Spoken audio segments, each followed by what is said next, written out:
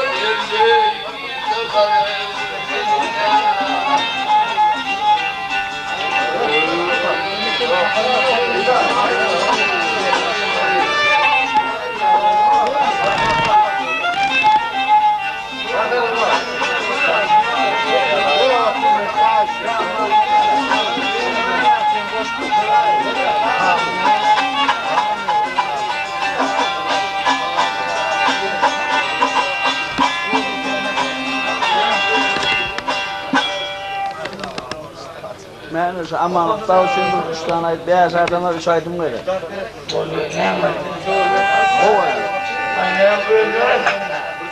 Radiyali hormatly yoldaşlarım, şulda neşat. Ora men namatarna, benim mekvan hormatly dostumuz Mehmet'in mekvan yegenin bağıtını benim şahattan kardeşyaz. Koy kelim ağabeyinin kusantayı kutlu olsun, mübarek olsun. Yaşları uzun ömür kılıp bağıt ardık ediyaz. Koy buraya toylar kemlerini mesir etsin Mehmet dayıları adı olan dostlar için başımızdan ettir tek iştancak umut aydım kayış ediyorlar.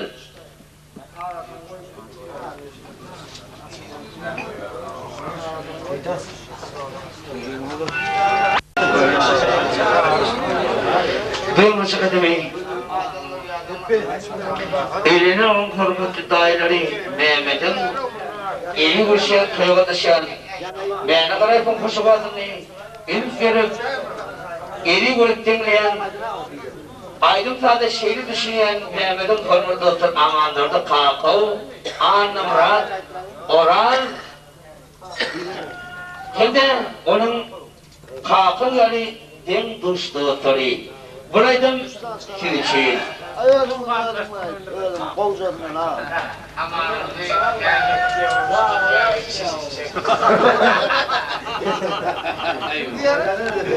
İdarda nereye çıkar?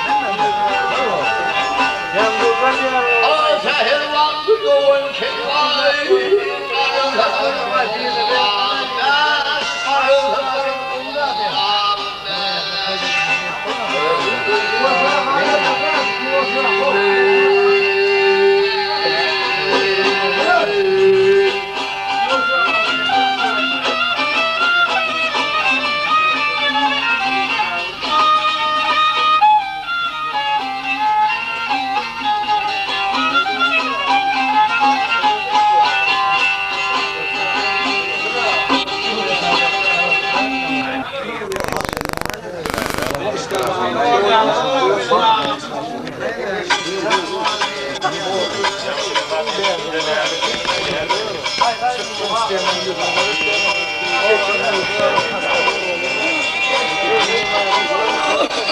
you.